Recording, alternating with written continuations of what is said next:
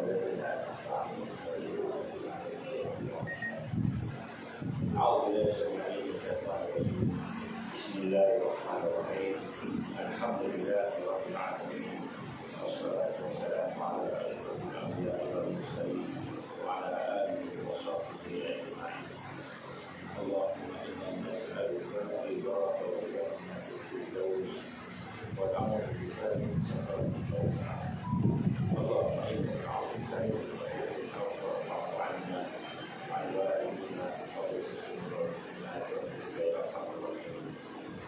Allahumma inna nas'aluka as-salama wal 'afiyata ya Allah ya Rahman ya Allah ya Rahim ya Allah ya Hayyu ya Qayyum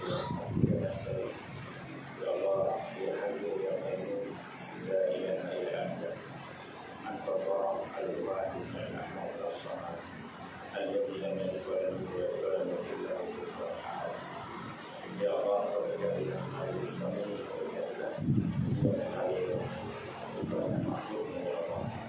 ya Allah, berilah kesempatan dan kesejahteraan kepada manusia, termasuklah kami yang akan berada di dalam kota. Berilah kesempatan kepada kami yang bawa kepada barat dan dunia dari akhirat. Berikan kami ya Allah dari balak yang daripada segala perkara atau mengharapkan yang berjuang dari Allah. Ya Allah, ya Hayyu ya Qayyum, rahmatilah kami, pelindungi kami ya Allah dari segala fitnah al-masyidah dan sebagainya, dan segala fitnah kita musyrikin, munafikin, kafir, dan mereka yang musuh ya Allah. Ya Allah, ya Hayyu ya Qayyum,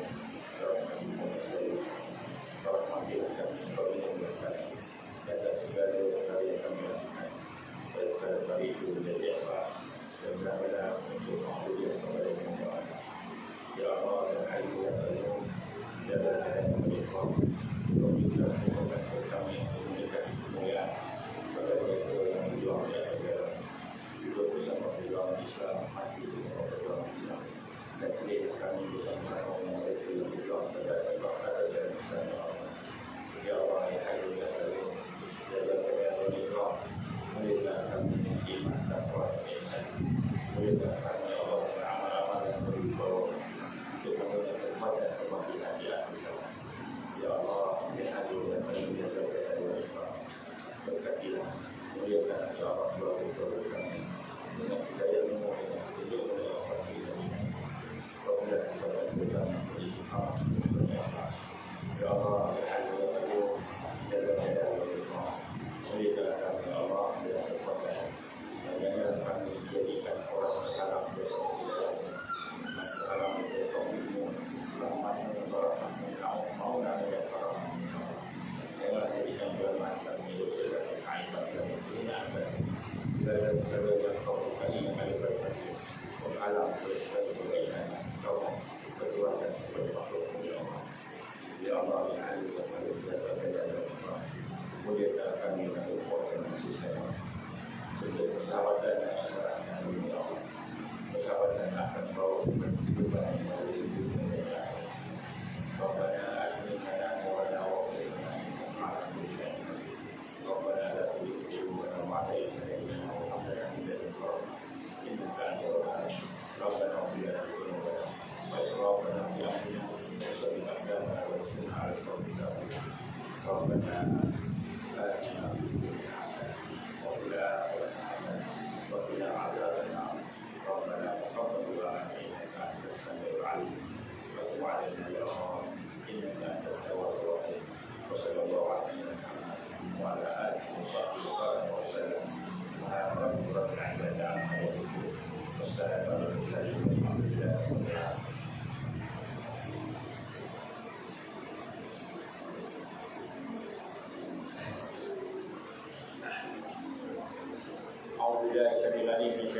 Bismillahirrahmanirrahim. Innal hamdalillah nahmaduhu wa nasta'inuhu wa nasta'dihi wa nastaghfiruh wa na'udzu billahi min shururi anfusina wa min sayyiati a'malina. May yahdihillahu fala mudilla lahu wa may yudlil fala hadiya lahu. Asyhadu an la ilaha illallah wahdahu la syarika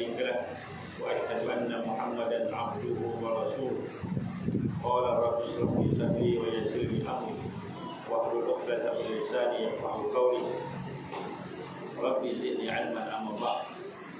Assalamualaikum warahmatullahi wabarakatuh. Alhamdulillah, pertama kita syukur kepada Allah Subhanahu wa taala diberikan kesempatan untuk kita sama-sama dapat bertemu pada pagi ini. Alhamdulillah di tempat yang telah dipilih oleh Allah, iaitu markas pusat Anwar, insya-Allah yang akan insya-Allah beroperasi mulai dari hari ini rekod dengannya, insya-Allah yang kita alih-alihkan supaya mudah-mudahan semua yang ada, termasuklah mereka yang berada dari luar Kelantan untuk bersama-sama mengibaratkan tempat ini. Jadi mudah-mudahan tempat ini akan menjadi tempat yang ada rahmat daripada Allah yang barakah. Kita perbanyakkan program-program bersama di sini, insya-Allah. Sebelum pergi jauh, sebenarnya pagi ini ada beberapa topik yang saya nak sampaikan, nak kongsikan, tapi tak tahu yang mana satu nak sampaikan, sebab keadaan yang ada pada hari ini.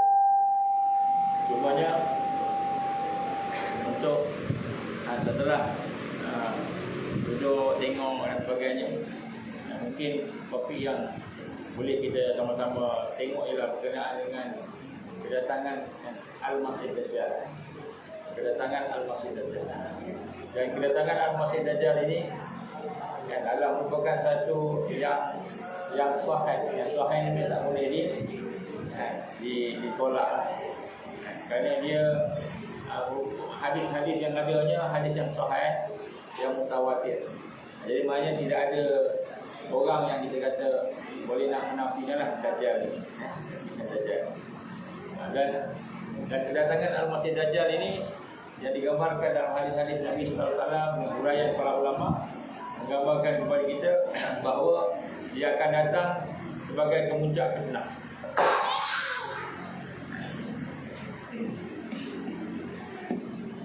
Kemuncak fitnah, maknanya kemuncak kesusahan. Dan kesusahannya macam mana? Apa yang kita rasa susah hari ini, maka dia akan berganda. Kita rasa susah apa?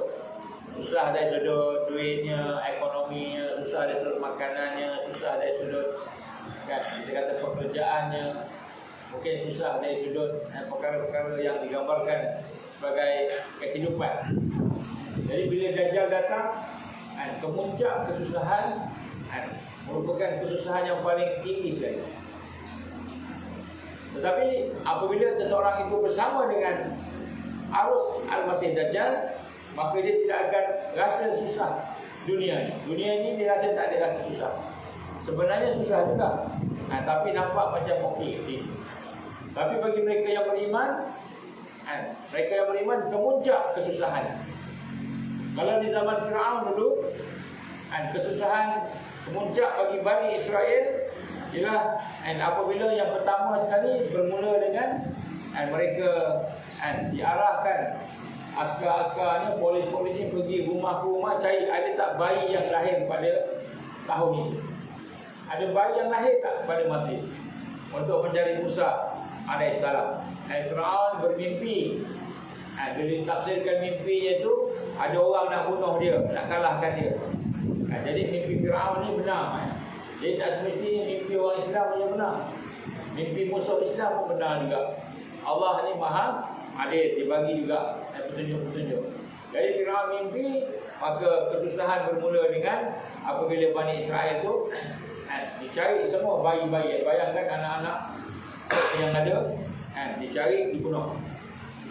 Dan kemudian terus sampailah kemuncaknya apabila mereka terpaksa keluar, hijrah daripada Mesir, keluar mengikut Musa alaihissalam. Dan ketika bersama Firaun, kemuncak ketika Firaun tu, bila tentera Firaun dah dekat nak mencantas, nak membunuh, nak menghancurkan Musa alaihissalam dan pengikutnya, duduk kat tepi laut. Tepi laut, kita tahu cerita dia. Duduk tepi laut, Musa pun tak tahu nak buat apa, Allah Taala mengarahkan pergi ke arah situ. Betul jumpa laut pula. Itu kemudian bayangkan perasaan Bani Israel pada melihat tentera Firaun datang nak membunuh mereka, kemudian depan tu laut. Jadi mereka kata mana dia pertolongan. Ketakutan ni. Begitu juga Nabi Ibrahim alaihissalam. Kemuncak yang kita dengar antaranya ialah apabila dia nak dibakar hidup-hidup oleh Namrud.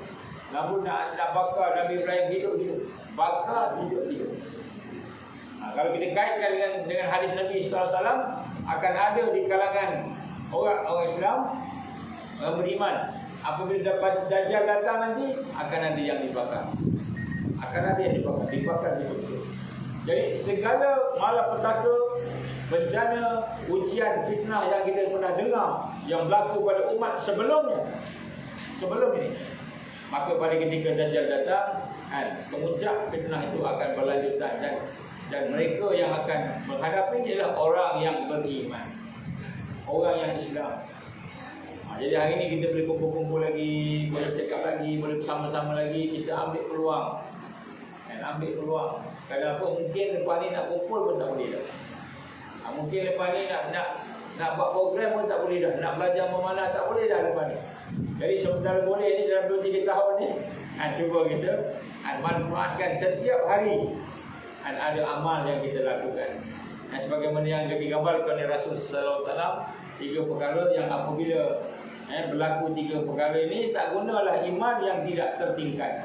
Tidak gunalah amal ibadah yang tidak tertingkat. Itulah kedatangan Al-Masih Dajjal salah satunya. Sebab itulah kita nak gambarkan kat sini bagaimana apabila mereka telah mula merancang sekarang ini, sekurang-kurangnya ada 3 perkara besar yang mereka sedang buat pada kita, pada umat manusia. Yang pertama, mereka merancang untuk mengurangkan penduduk dunia supaya mereka mudah nak kontrol. Sebab objektif dia bukan nak kuasai dunia, objektif dia adalah untuk menyesatkan manusia. Jadi lagi banyak manusia yang telah disesatkan tu dibunuh, maka lagi mudahlah dia akan kontrol. Sebab itulah ada banyak peperangan-peperangan yang berlaku pada hari ini yang kita tak perasan pun dia perang. Seperti bioweapon yang digunakan, seperti juga chemical weapon yang digunakan, kita tak perasan. Jadi nombor satu, kenapa digunakan itu? Kerana nak depopulate. Contoh chemical weapon apa dia? Tuan-tuan, saya nak bagi contoh senang. Makanan kita. Kita tak perasan makanan kita tu sebahagian besarnya ada racun. Tak usah. Kita tak perasan. Baru-baru ni kami berbincang di Melaka. InsyaAllah nak dekat ladang rakyat di sana. InsyaAllah, Alhamdulillah, sama-sama dengan kawan-kawan kita. Maka kita lihat dalam perbincangan tu, kita bincang nak tanam apa, nak pilih tanaman apa. Jadi ada 2 jenis tanaman. Yang pertama, tanaman yang menggunakan kaedah konvensional. Adanya racun, adanya baja. Biji benih, tekniknya kemudian ada racun, ada baja. Tanaman yang kedua, tak ada racun, baja secara organik. Jadi kalau kita pilih yang organik ni, kemungkinan besar nak jual orang kampung susah, mahal harganya, kosnya. Dan kemudian mungkin hasilnya pun tidak sehebat racun.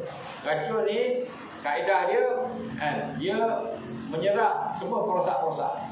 Sebelum kumbang datang pun dia dah bunuh kumbang dulu. Itu racun. Sebelum binatang datang nak makan, ulat datang nak makan, lalat datang nak makan, dia dah bunuh dulu. Itu racun, dia menyerap. Tapi akibatnya apa? Bila kita ambil besok, tuai semula, makanan itu bersama racun. Walaupun tak mati terus, tapi ada kesan. Tak adalah terus tinggal dunia, tapi ada kesan. Tapi kaedah organik pula, kaedah natural.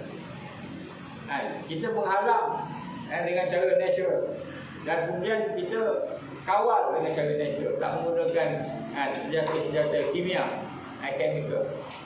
Jadi contohnya, apabila kita menggunakan senjata, apabila kita menggunakan racun tadi, contohnya kita meracun rumput.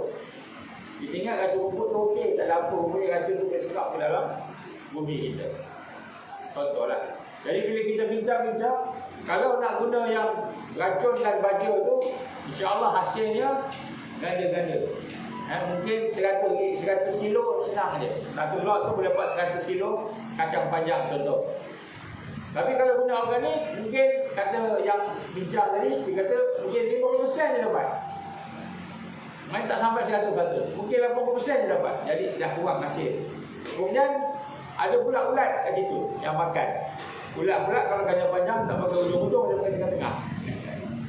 Itu mana dia potong, dia buang. Jadi rugi. Nak jual kat kampung-kampung, nak jual pada orang biasa, mungkin mahal harganya. Kalau kacang panjang, sekilo mungkin RM2, RM3 agaknya, yang biasa. Paling-paling pun RM6 agaknya. Tapi kalau yang organik sampai RM12, RM18, sampai RM21 sekilo. Kan jauh beza. Jadi fikir-fikir macam mana nak buat. Jadi akhirnya kita kata, kita nak ekonomi ke, kita nak dakwah. Kita nak ekonomi ke, kita nak perjuangan jihad fisabilillah. Kalau kita nak Islam, kita nak betul-betul dapat redha Allah, kita kena ambil yang Allah Subhanahu Wa Taala firmankan dalam Al-Quran. Apa dia? Konsepnya halal dan thayyibah. Halal dan baik. Mana halal tak cukup, ada thayyibah. Yang baik ni apa? Yang tak ada kesan-kesan yang menyebabkan anak-anak kita cacat, menyebabkan akal kita terencat, menyebabkan hidup kita penuh dengan perkara-perkara yang menyusahkan kesihatan kita. Jadi akhirnya kita baiklah kita pilih halal dan thayyibah, organik 100%. Jadi harga macam mana? Kalau harga ni katakanlah RM21, kita cubalah kurang-kurang. Yang paling minima boleh cover cost, ada untung boleh rolling, cukup dah. Tak payahlah kita jual ikut harga pasaran. Kalau pasarannya mungkin RM20 kan. Jadi kita katakan turun sampai RM10 pun tak apalah. Kan kita kata cukup kadar boleh bayar semua kos. Dan juga boleh ada sedikit profit yang sikit marginnya, tak apa. Yang penting kita boleh sampaikan halal dan thayyibah. Jadi ladang rakyat kita akan buat macam tu insya-Allah. Yang sebut kat sini, orang yang beriman, orang yang Islam, apabila dia melaksanakan kerja-kerja untuk menegakkan Islam ini, maka dia akan berhadapan dengan kesusahan. Dia akan berhadapan dengan kepayahan. Kerana memang mereka nak memerangi kita dan Allah nak uji kita. Kita nak pegang duit ke, untungnya, ekonomi ke, atau kita nak pegang iman, takwa dan ihsan. Kita nak pegang dunia sahaja ke, atau nak pegang akhirat. Ini perkara yang kita akan bertembung nanti. Bisnes pun sama. Nak bisnes mesti guna pinjaman. Nak pinjam mesti ada riba. Nak guna riba ke, nak guna yang bukan tak ada riba. Jadi ada sebahagian daripada kita terperangkap dan mereka terpaksa berhenti kerja. Kalau tak berhenti kerja akan terlibat dengan riba contohnya. Jadi ada di kalangan kita yang Allah izin berhenti kerja. Dan apabila berhenti kerja, kita ingat makin miskin. Tapi barakah daripada berhenti kerja atau sesuatu yang bersangkut dengan haram tadi, Allah bagi barakah, hidupnya lebih baik daripada itu. Tetapi nak berpindah daripada arus yang ada, arus yang dibuat oleh Dajjal tadi, tentu dia tadi, nak masuk kepada arus Islam. Itulah satu keputusan yang besar yang kita kena lakukan, yang menunjukkan keimanan kita kepada Allah. Sama ada kita betul-betul nak pegang, ataupun kita sekadar kita kata saya ni Islam saja macam itu. Sebab yang pertama, mereka nak kurangkan populasi, depopulation. Yang kedua, mereka nak kontrol sosial. Kita akan dikawal. Nak pergi mana pun kena kawal. Ekonomi akan dikawal. Dan sebagainya. Termasuklah politik pun akan dikontrol, dikawal. Sebab itulah, apabila satu pergerakan dan pertumbuhan itu bergantung dengan satu sistem yang ada pada hari ini, bergantung 100%, maka dia akan terperangkap. Ada di kalangan pertumbuhan Islam yang menggambarkan bahawa kita perlukan dana, maka dia pun mengambil dana daripada musuh-musuh Islam, ataupun yang bertopengkan sebagai Islam. Akhirnya mereka terperangkap, hanyut. Tak tahu yang dibuat itu betul tak betul. Tak tahu yang dibuat itu betul tak betul. Jadi akhirnya mereka berikut saja. Maka terlibatlah dengan one world religion, dengan liberal, pergerakan wanita yang memperjuangkan hak asasi dia. Kalau hak asasinya yang ada dalam Quran dan hadis, tak apa. Ini hak asasi yang ada pada nafsu, iaitu perempuan mesti sama dengan laki-laki. Padahal perempuan dia ada dia punya peranan dia, laki-laki ada peranan dia. Masing-masing ada Masing-masing peranan. Jadi nak sama. Kalau laki-laki boleh main sepak takraw, perempuan pun nak main sepak takraw. Contohlah. Nak lompat-lompat, dia lipat-lipat dan sebagainya. Jadi ini salah satu contoh lah. Dan sebab kat sini, yang kedua dia akan kontrol sosial pergerakan. Kalau kita nak bergerak ke tempat lain, ke sana ke sini, dia akan kontrol. Contohnya sekarang ini kan mesti ada vaksinasi contohnya. Mesti ada vaksinasi. Mesti ada sesuatu yang dia nak. Kalau nak bergerak, nak pergi mana? Tinggal ada di kalangan kita kan nak pergi ke Mekah. Nak pergi ke Mekah tak boleh, maka kena ambil, dia pun ambil lah. Akhirnya sakit, tak jadi pergi. Ada di kalangan kita yang begitu juga kan? Jadi berbagai-bagai. Itu dari sudut perubatan, dari sudut ekonomi dan sebagainya. Dan yang ketiga yang dia nak buat ialah dia nak menjanjikan kita ni separuh mesin, separuh orang. Transhuman. Maknanya manusia yang boleh dikuasai, nombor satu, spiritual dia, iman dia. Iman dia boleh dikuasai. Macam mana dia nak kuasai iman dan hati manusia? Dengan melalui apa yang digambarkan sebagai ubat-ubat ataupun perkara-perkara yang menyebabkan emosi dia dan emosi dia tidak stabil. Jadi ubat-ubat ini dimasuk dalam perut kan. Emosi kita sebenarnya kat kawasan sini. Emosi bukan kat sini. Emosi kat sini. Bila makan benda yang tak kena, maka dia akan create emosi yang tak stabil di sini. Ini dia surat emosi. Kan? Jadi sebab tu banyak makanan. Jadi hari ini kita makan tanpa kita sedar, dia akan mengubah kestabilan emosi kita. Bila emosi tidak stabil, maka ketika itulah iman kita yang asalnya okey, spiritual kita, hubungan kita dengan Allah yang asalnya okey pun akan ada masalah. Begitu juga dia akan kontrol apa dia panggil? Gland kat sini apa? Pineal gland. Dia akan kontrol. Ini dekat sini ni ada gland. Gland sini ni Allah jadikan daripada kajian para saintis kita lah. Saintis kita adalah untuk kita berhubung dengan Allah Subhanahu Wa Taala. Dekat sini. Sebab tu bila kita sujud, yang paling rendah sekali di dahi kita ni, maka akan ada cecair masuk kat situ. Dia akan activate kita, kemampuan kita untuk berinteraksi dengan Allah dengan lebih lagi, terutamanya di malam hari. Jadi ada makanan-makanan, ada ubat-ubatan yang diberi kepada kita akan mengganggu pineal gland ni. Akan ganggu, sehingga menyebabkan kita semayang tapi tak boleh fokus, tak boleh khusyuk. Jadi kalau kita semayang tak boleh khusyuk, kita nak sedekah tak boleh ikhlas, malam-malam nak bangun susah, nak bangun malam rasa berat aja. Maknanya sebahagian daripada anggota jasad kita ini kemungkinan telah diserang. Kita kena patah balik kepada kehidupan yang susah, kehidupan original, normal. Mungkin sebagian makanan kita kena tinggalkan. Makanan-makanan yang fast food, fast food ni kita kena tinggalkan. Kalau boleh lah, tak boleh tinggal perlahan-lahan. Fast food burger, fast food chicken, yang masak cepat. Dia di ternak pun cepat, dalam masa 35 hari dah boleh jual lah ayam. Dalam masa 35 hari, ada yang sampai 20 lebih hari dah boleh jual ayam. Kenapa ayam tu besar? Kerana dia injek dengan hormon bagi dia besar. Cepat besar, boleh jual. Jadi kita memakan ayam tersebut. Rupa-rupanya dalam ayam itu ada hormon-hormon yang tidak stabil tadi masuk dalam badan, akhirnya mengganggu tubuh badan. Sebab itulah perkara ini disebut sebagai serangan-serangan yang kita pun tak perasan. Kita ingat serangan ni peluru sahaja, bom sahaja. Rupa-rupanya makanan pun boleh jadi sebahagian daripada serangan. Jadi ini adalah satu daripada apa yang mereka nak jadikan kita sebagai transhuman. Apa maksud transhuman ni? Manusia yang boleh digodam. Dalam bahasa kita digodam, hack. Godam ni bahasa kampung. Godam bahasa kampung, bahasa orang biasa. Godam. Bukan digoda, digodam. Jadi manusia yang boleh digodam ni maknanya emosi tak stabil. Kita tengok hari ni ramai orang bunuh diri.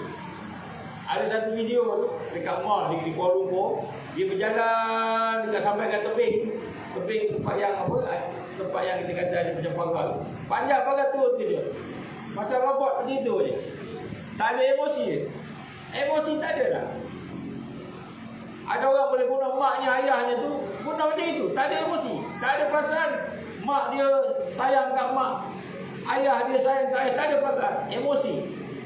Ini transhuman. Ini maksud transhuman yang dia nak. Jadi dari mana datang? Itu daripada macam-macam yang dibagi kat kita hari ini. Sebab tu kita kena patah balik sunnah. Kena patah balik sunnah. Makanan pun kena patah balik, tengok balik. Kenapa? Dia ada serangan-serangan dia. Apa lagi ubat-ubatan yang memang dimasukkan. Ini adalah antara perancangan-perancangan mereka yang memang mereka sebut dalam kehidupan mereka. Dan inilah antara perkara yang kita akan melihat bagaimana dia akan menyebabkan kita semua follow, ikut dia dengan serangan-serangan dalam bentuk environment pula. Environment ni apa? Dalam bentuk cuaca. Dalam bentuk cuaca. Ada masanya cuaca panas, ada masanya cuaca sejuk, ada masanya banjir. Semalam di Perak ada puting beliung. Walaupun taklah besar tapi dah ada mula nampak. Dia boleh angin pusing. Dah ada dah. Di Kuala Lumpur banjir. Bagi banjir. Tak pernah tempat banjir. Begitu juga di tempat-tempat lain. Sebab tu saya sebut kat sini, orang-orang yang berada di Kelantan ni, Allah dah uji dah dengan banjir lama. Dulu kalau kata banjir, Kelantan lah. Orang Johor cuba sebut Kelantan mesti banyak dosa pasal banjir. Orang Johor. Tiba-tiba Johor banjir juga. Johor banjir tu. Satu ketika di Batu Pahat, saya ingat lagi kami pergi misi kemanusiaan, tolong orang kampung banjir. Pokok kelapa sawit lepas beberapa ketika tenggelam, rosak. Jadi bukan Kelantan je semua. Jadi nak sebut kat sini, kita akan berhadapan dengan bencana. Dan bencana ni untuk nak bagi menggodam lagi, bagi merosakkan lagi emosi dia. Emosi akan jadi lebih celaru, lebih Tapi mengikut apa yang digambarkan oleh sebahagian daripada para ulama yang mengkaji yang mengkaji. Kelantan insya-Allah adalah tempat yang selamat. InsyaAllah. Janganlah makna selamat tu relax. Kan? Selamat tu maknanya kita kena mempersiapkan diri kita untuk membantu orang-orang yang akan berhijrah ke Kelantan. Jadi kenapa Rasul SAW menghantar Mus'ab bin Umair radhiyallahu anhu ke Madinah? Mus'ab bin Umair dihantar ke Madinah. Dihantar ke Madinah kurang lebih setahun lebih lah itu ke Madinah. Kenapa? Sebab Mus'ab bin Umair diminta oleh Rasulullah menjalankan aktiviti dakwah, tarbiyah dan jihad di sana untuk mempersiapkan Madinah untuk terima muhajirin. Jadi bukanlah muhajirin datang tu macam itu je, tak. Rasul SAW dah prepare dah persiapkan dah. Jadi sahabat-sahabat Ansar yang ada pada masa di Madinah, mereka bersedia untuk menerima muhajirin. Jadi apabila sampai kurang lebih saya ingat mungkin beberapa tahun yang berbicara, lepas tu Rasulullah hantar mesej Mus'ab, bagaimana pandangan kamu tentang keadaan penduduk di Madinah? Maka kata Mus'ab bin Umair, alhamdulillah ya Rasulullah, tidak ada satu pintu pun di Madinah melainkan semua dah dengar pasal Islam. Semua dah dengar berkenaan Islam. Maknanya apa? Proses dah berjalan, dakwah dah berjalan, tarbiyah dah berjalan kepada penduduk Madinah sebelum hijrah lagi. Jadi apabila berlaku demikian, maka Rasulullah SAW memerintahkan sahabatnya berhijrah ke Madinah sikit-sikit sampai yang terakhir sekali ialah Rasulullah SAW. Sikit-sikit. Bila pergi sana sampai muhajirin daripada Mekah, ini Muslim ke? Muslim, peluk, marilah rumah saya, marilah tempat saya. Dia tak reject sahabat-sahabat yang berhijrah daripada Mekah, tak reject. Datang, rasa honor, rasa apa? Honor. Rasa izzah, rasa mulia, menolong sahabat-sahabat yang ditekan, yang ditindas, yang ada di Mekah, patah pergi ke Madinah. Jadi dalam sirah kita nampaklah akan ada tempat-tempat yang ada bencana, akan ada tempat-tempat Yang mana sahabat-sahabat kita terpaksa keluar daripada Mekah, hijrah. Akan ada tempat-tempat yang mana sahabat-sahabat kita akan menunggu mereka tadi. Inilah Ansar dan Muhajirin. Jadi Ansar dan Muhajirin ini memang dah ada dalam sunnah apa yang berlaku. Malahan Allah Taala memuji mereka. Dan akhirnya Allah Taala menggelarkan mereka semua sebagai radhiyallahu anhum wa radu'an. Mereka ini mendapat redha Allah. Bukan redha Allah seorang-seorang. Bukan Allah kata sebahagian. Semua sahabat. Kalau kata sahabat, semua radhiyallahu anhum. Kenapa? Kerana mereka hidup dalam suasana tolong-menolong, bantu-membantu, ukhuwah dan kasih sayang. Kalau setakat sembahyang, kalau setakat duduk kat Mekah seorang-seorang, pertahankan diri daripada kesusahan, tidak hidup dengan bantu-bantu tadi, tak sampai tahap kesempurnaan hidup manusia yang akan tolong-menolong. Bagaimana Nabi gambarkan apa? Wa man lam yahtam bi amril muslimin falaisa minhum atau kama Rasulullah sallallahu alaihi wasallam. Siapa-siapa yang tak kisah, tak peduli, tak prihatin, buat tak tahu saja dengan orang-orang muslimin, dia punya urusan orang-orang muslimin. Falaisa minhum, bukan daripada kalangan orang Islam. Falaisa minna, bukan daripada kalangan kami, kata Rasul sallallahu alaihi wasallam. Jadi maknanya kesempurnaan kita berada di dalam kehidupan sebagai seorang muslim tidak hanya dengan sembahyang, puasa, pergi haji, umrah, banyak kali umrah, 1000 kali, haji, banyak kali haji, korban, zakat, sebagainya kita buat semua. Tetapi kita tak tolong sahabat kita, tak tolong saudara kita. Kenapa? Kemuncak ujian besok akan ada yang terpaksa berujian, akan ada yang terpaksa menerima. Maka ketika itulah iman kita akan diuji oleh Allah. Adakah kita mementingkan diri kita sendiri? Adakah kita merasakan kita sahaja? Ataupun kita bersama-sama dengan ummah dan kebangkitan? Buatlah saudara-saudara sekalian, sahabat-sahabat, sebenarnya yang kita buat ni sama-sama kat sini, insya-Allah. Dia bukan hanya sekadar kat sini. Seluruh dunia ada. Seluruh dunia. Saya ingat ketika kami bantu Palestin, sebelum inilah berlaku di mana kalangan orang Palestin ni kurang lebih ada 50 orang pelajar terbaik di sana, di Gaza. Kurang lebih 50 orang pelajar terbaik, top, yang memang pandai menghafal Qurannya, dengan sainsnya, matematiknya pandai. Dibawa keluar dari Gaza, kerana Gaza diserang hebat, universiti diserang hebat. Maka dibawa keluar, pergi sebagainya, pergi ke negara-negara yang ada.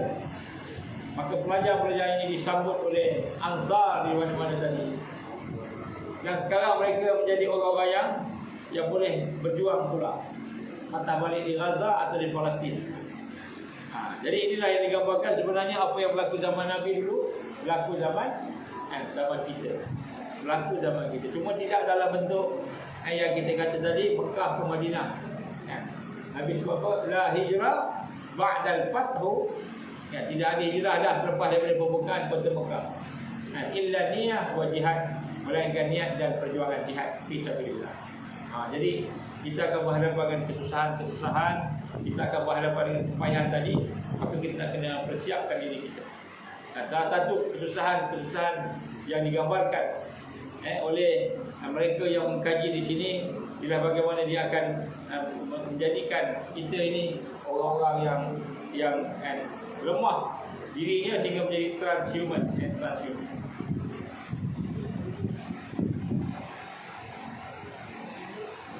Jadi apakah tipu daya Dajjal sebelum dia datang?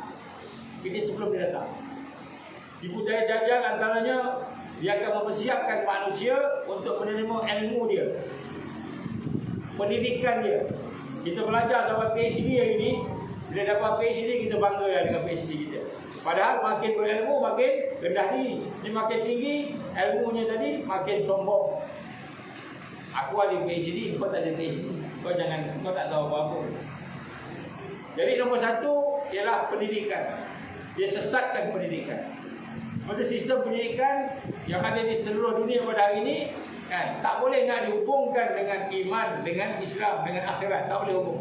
Kecuali lah yang mengikuti, yang mengikuti. Yang patah balik terus sistem asal. Kemudian yang kedua ialah sistem ekonomi. Riba. Yang pertama akan menghasilkan orang alim dan orang yang memimpin yang sesat. Yang Nabi gambarkan, aku tak bimbang dengan Dajjal dan aku tak bimbang dengan tipu daya Dajjal lebih daripada aku bimbang al-a'immah mudillin, pemimpin-pemimpin yang menyesatkan. Dan pemimpin ni yang menyesatkan Nabi gambarkan dari dua dalam hadis yang lain. Siapa dia? Al-umara wal ulama. Al-umara wal ulama. Jadi nombor satu, mereka tahu hadis Nabi ini iblis. Iblis. Dia pandai. Dia tahu, maka dia menyesatkan sistem pendidikan sehingga melahirkan orang yang pandai tapi jauh daripada Allah. Pandai, hebat, PhD, tapi semayangnya tidak khusyuk. Semayang tak khusyuk. Orang yang memimpin kaya tetapi tidak ada ikhlas, tak boleh nak bersedekah dengan ikhlas. Rosak pemimpin. A'immah mudillin, tokoh-tokoh yang menyesatkan. Maka yang pertama melahirkan apa? Melahirkan orang yang akan menyesatkan sistem. Al-umara, pemimpin, dan al-ulama, ulama usul, ulama yang jahat. Ini lahir daripada sistem pendidikan yang dibuat oleh Al-Masih Dajjal. Sebelum Dajjal keluar, ni kena jalan dulu. Kenapa? Kalaulah pemimpin-pemimpin yang ada ni beriman, bertakwa, maka saya mereka akan mengalahkan. Mereka akan mengalahkan Al-Masih Dajjal dengan senang. Sebab Dajjal sebenarnya tak kuat. Dajjal tak kuat. Tentera Dajjal pun tak kuat. Tetapi tentera Dajjal dan Dajjal ini kan diberikan oleh Allah kelebihan-kelebihan di atas kelemahan dan kehinaan umat Islam kita. Sebab ada satu kitab ditulis oleh Ali Hasan An-Nadawi. Umat Islam di antara kelesuan ulama dan kejahilan umat. Ulama lesu tak boleh membentuk umat. Ulama dinamakan ulama kerana dia dapat PhD. Kerana dia lulus dalam universiti yang dibuat oleh mereka. Dan kan dikatakan ulama kerana dia boleh bercakap pada Islam. Ulama pakai kopiah warna merah, pakai jubah hebat. Ulama kerana dia boleh berceramah, keluar ayat Quran, keluar hadis. Ulama lah ni. Ulama kerana dia boleh bagi fatwa, ulama. Tetapi cuba tengok berapa ulama yang ada di atas muka bumi ini yang boleh membentuk umat bagaimana yang telah dilakukan oleh Rasulullah SAW. Rasulullah tak membentuk Abu Bakar sebagai alim dia seorang-seorang alim. Jadi Umar seorang-seorang dia tak. Rasulullah membentuk umat dengan Abu Bakar, dengan ketakwaannya, dengan ilmunya. Umar dengan kepandaiannya, dengan ilmunya. Osman dengan kebijaksanaannya, dengan ilmunya. Semua membentuk kekuatan umat. Maka sebenarnya ulama yang dikehendaki bukanlah ulama yang boleh bercakap dan berceramah, ataupun ulama yang boleh menulis kitab. Kitab dah banyak lah, Cukuplah kitab daripada salafus saleh sampai sekarang ni. Cukup dah kitab. Yang penting bukan kitab, kajian-kajian semasa itu lebih penting. Kitab dah banyak. Tapi ini ulama itu tulis balik kitab.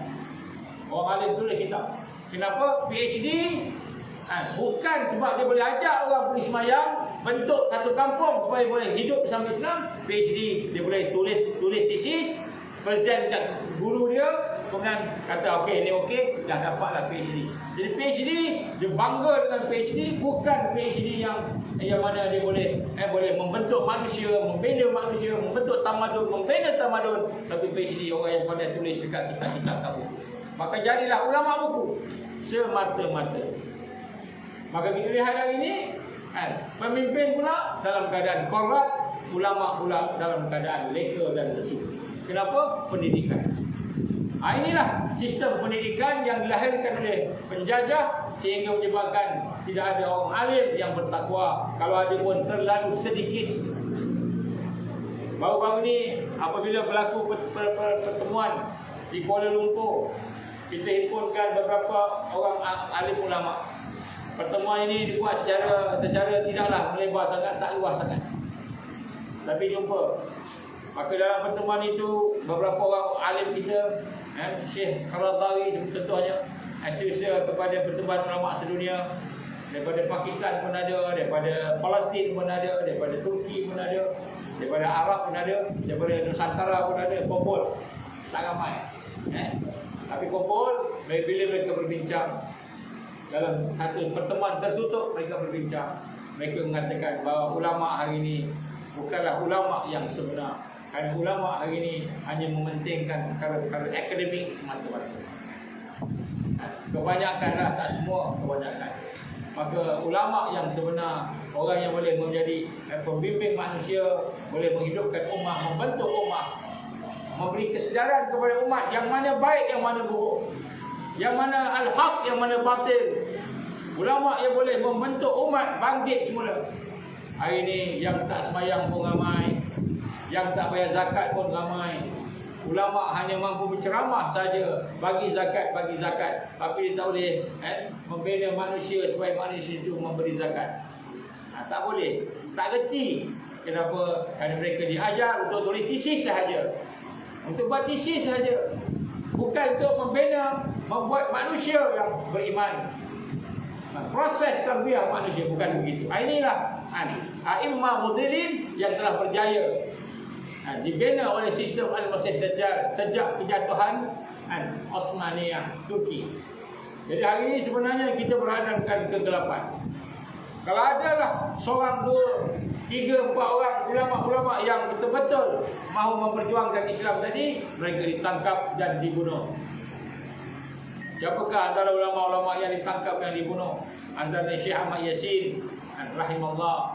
Syekh Ahmad Yasin bukan saja seorang alim belajar di Al-Azhar, bukan saja seorang yang alim dalam ilmu-ilmu syariah, ilmu-ilmu tasawuf, fiqh, pembinaan manusia, tapi beliau juga mahir di dalam membentuk manusia, melahirkan kepimpinan yang ada di hari ini. Sampai sekarang Israel tak boleh kalahkan Gaza, kalahkan tentera Hamas, tentera Brigade Al-Qassam. Sampai sekarang tak boleh kalahkan.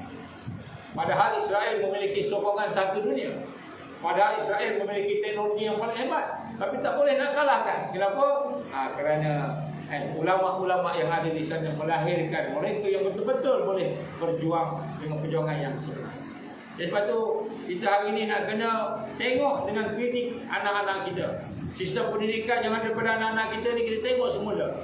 Jangan sampai anak kita membesar dapat 8A, 10A, 17A dalam SPM, tapi hanya berkhidmat untuk sistem Dajjal.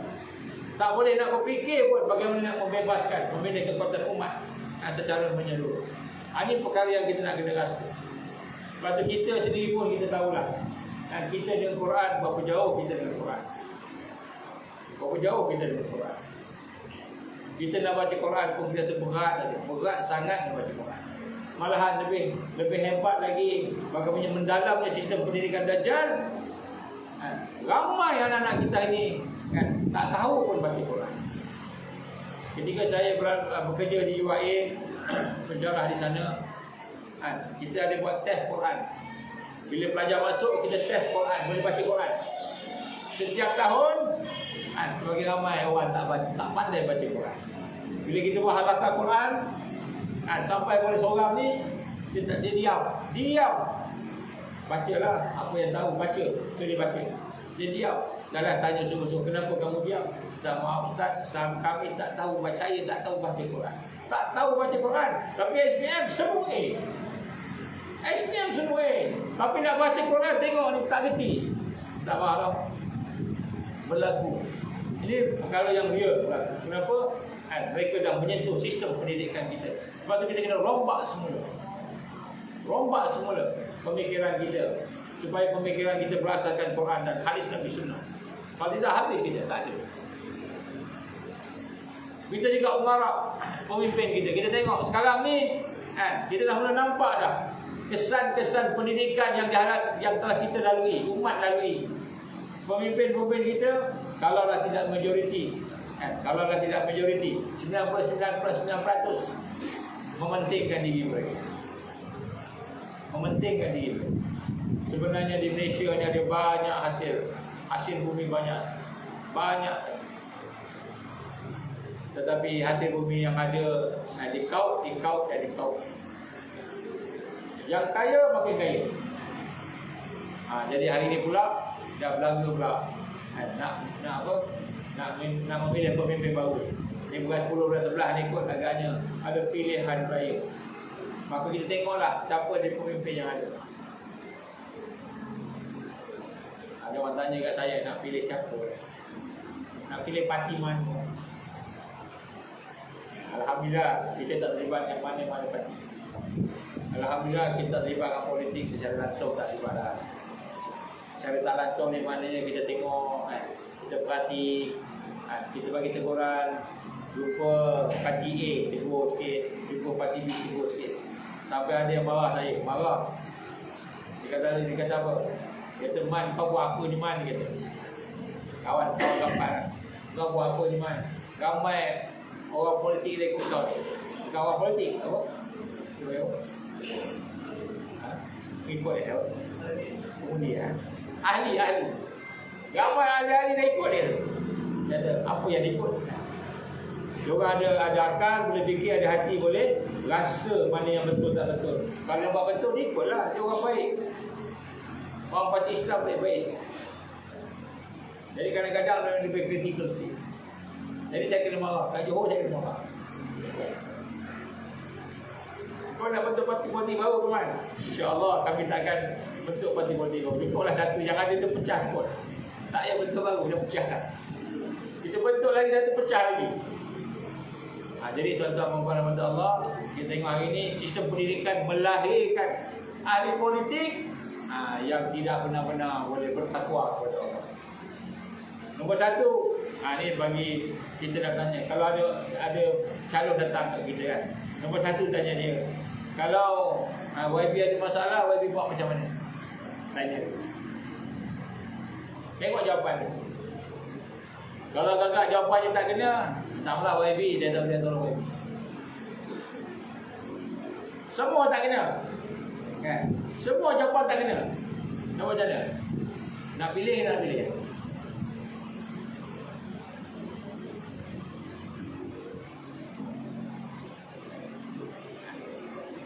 Kalau kita terpaksa pilih, pilihlah yang paling kurang bahaya pada Islam. Kalau terpaksa pilih tu. Kalau tempat yang tak payah pilih, baik kita fokus tanam jagung. Ada paling keluar lah saya boleh. Tanam jagung lebih baik daripada pergi mundi. Dah, pergi mundi. Kalau pilih yang paling kurang kesan jahatnya, buruknya pada Islam. Cuba tengoklah. Kalau boleh, kita bincanglah daripada sisi-sisi negeri kita bincang macam mana. InsyaAllah kita akan bagi panduan nanti. Kita akan bagi panduan. Tapi masa ni kita tak apa-apa lagi lah. Cuma politik hari ini bukan tempat kita nak berharap dan bergantung ataupun jadi sebab untuk kebangkitan Islam. Selagi ada politik demokrasi yang ada pada hari ini, politik kepartian yang ada pada hari ini, selagi itulah kita akan bekerja. Kita akan bekerja. Sebab masing-masing ada kepentingan masing-masing. Habis nak buat macam mana? Nanti bila dah dekat kita bincang. Baik, yang kedua ialah sistem ekonomi. Mereka menyentuh sistem ekonomi. Maknanya dia kena pastikan ekonomi itu adalah ekonomi yang menjatuhkan manusia. Ekonomi yang merosakkan kita. Itu Dajjal di sistem itu dibuat. Yang pertama pendidikan. Setelah dipancung Amirul Mukminin. Setelah dipancung orang yang memimpin yang betul, dipancung sistem Khalifah Utsmaniyah, maka dibentuk sistem pendidikan. Yang kedua, sistem ekonomi. Kenapa? Kerana sistem ekonomi lah yang menyebabkan seorang itu boleh hidup, boleh survive, boleh makan, boleh minum, boleh sihat, boleh sakit. Itu sistem ekonomi. Kalau ekonominya kuat, insya-Allah dia boleh hidup, dia boleh survive. Ini keperluan manusia. So macam mana dia buat? Maka dia membuat dipanggil sistem debt kapitalis, iaitu sistem hutang riba.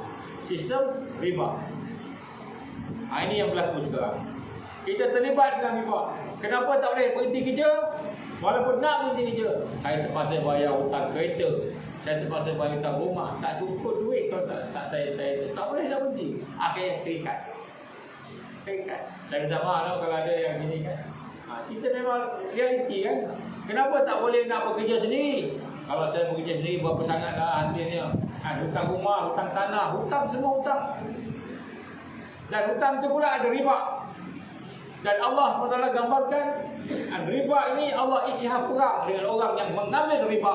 Dan kita umat Islam yang beriman diheret, ditarik kepada sistem yang Allah isyaharkan perang.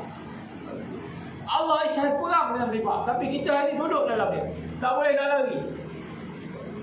Kita dengar yang Imran Hussein sebut fiat money pun riba disebut. Dia hurai panjang sebab dia memang pakar ekonomi. Dia hurai panjang. Kita ini terperangkap nak lari ke mana? Nabi gambarkan akhir zaman sampai peringkat manusia yang ada pada masa itu tak boleh terlepas daripada riba. Ada kita lah ni, tak boleh lepas. Naik kereta beli full cash beli, tapi jalan raya riba, jalan raya tu riba, ada bunga riba ke jalan raya. Pergi masjid pakai baju sunnah, jangkutnya, kopiahnya dengan pakaiannya sunnah. Tapi masuk masjid, masjid dibina dengan riba, riba. Kita ingat okey lah, kita Allah Akbar, khusyuk sungguh, khusyuk kita. Tapi di atas sistem ekonomi riba, kita tak sedar, tak perasan. Kita bukan tak sedar dan tak perasan, dah sedar, dah perasan, tak boleh nak keluar. Tak boleh keluar. Boleh keluar. Kalau kita nak keluar, kereta tak boleh bergerak. Minyak tak boleh. Betul kan? Nampak tak? Dia punya cengkam je tu sampai peringkat kita dah keluar. Tak boleh keluar. Sebab itulah bila Dajjal keluar besok, sistem ni lah yang akan diguna menekan semula manusia, terutamanya orang beriman. Jadi sebab tu orang beriman selagi dia bergantung dengan riba, maka selagi itu dia tidak akan bangkit di akhir zaman. Dia tak akan bersama dengan Al-Mahdiyin, tak boleh bersama. Kenapa? Sebab sistem itu Allah isytihar perang. Allah isytihar perang pada orang yang hidup bersama riba. Ini susah sangat. Jadi ini kita nak kena rasa. Jadi dengan sistem ilmu dan riba, kita terperangkap dengan dia. Ilmu melahirkan al-ulama yang ulama usul. Tak semualah, tapi majoriti. Ilmu melahirkan umara, pemimpin yang yang jahat. Tak semua, majoriti. Kemudian sistem riba, kita ditindas. Nak kaya, boleh kaya, tapi kaya dengan riba. Kaya tak barakah. Kita rumah besar, tanah banyak, tapi rumah besar, tanah banyak tak boleh bawa akhirat dengan sempurna, kecuali yang ada kesedaran tadi, yang manfaatkan hartanya, kerjanya, pangkatnya untuk kebangkitan Islam. Kecuali yang itu je. Kecuali yang itu. Sebab tu kita kena patah balik. Semua orang beriman kena patah balik, tengok balik semula. Kenapa aku terpaksa bekerja jadi hamba kepada Dajjal? Kerana aku rupanya duduk dalam sistem ekonomi dia. Sebab tu kalau ada pemimpin yang berani yang di Malaysia, yang memimpin Malaysia keluar dari sistem yang ada pada dunia ni, kita buat sendiri sistem dinar kita, sistem dirham kita, buat sendiri. Buat close economy, ekonomi tertutup. Malaysia dan mana negara yang bersama? Malaysia bersama. Rusia nampak macam bukan Islam, tapi dia nampak sistem emas, sistem dinar. Kita bersama dengan Rusia. Bersama dengan mana-mana. Tak apa, satu negara, dua negara, semua akan hentam kita. Ketika itulah kebangkitan akan tiba. Sebab tu negara takkan berani. Tidak ada seorang pun setakat ni pemimpin politik yang saya jumpa, yang saya berbual, yang saya tanya, yang berani untuk bangkit bersama Islam. Kerana bila kata bangkit bersama Islam, kena tolak yang pertama sistem ilmu yang berasaskan kepada syirik, yang kedua kena tolak sistem ekonomi yang berasaskan kepada riba. Tak ada soalan lain. Cakap berapi-api, cakap hebat, tapi nak buat, dia sendiri pun guna sistem riba. Kita dah jadi YP ni, takkan kereta kecil je. Takkan kita pakai kereta Answer ataupun pakai kereta apa namanya, apa-apalah kan, yang biasa-biasa. Kena kereta special lah, kena ada Mercedes kan. Kalau yang jenis tu Wellfire ke, Welfare. Kan welfare. Welfare tu kan. Atau besar-besar sikit. Takkan nak pakai ini yang kecil-kecil lah. So, habis nak beli macam mana? Kita hutang dulu lah. Beli hutang. Saya ingat Tuan Guru Aziz je kot tak hutang. Saya ingat lah, saya rasa Tuan Guru Aziz je tak hutang. Hal lain semua saya tak tahulah Allah. Kalau tak nak bergerak pun susah. Jadi tak boleh lepas. Yang ketiga, ni yang penting kan. Sekarang nak datang kan. Sekarang nak datang. Apa dia? Mereka akan menyerang agama secara langsung. Ini kemuncak. Maknanya agama ni bukan saja dia kontrol ilmu kita, akal kita, dia kontrol kehidupan kita, agama pula, iman kita, spiritual. Ini dia akan serang sekarang ni. Apa dia? Melalui one world religion. Dia akan serang melalui one world religion. Yang ini dia akan pecahkan orang Islam kepada dua. Nabi kata apa?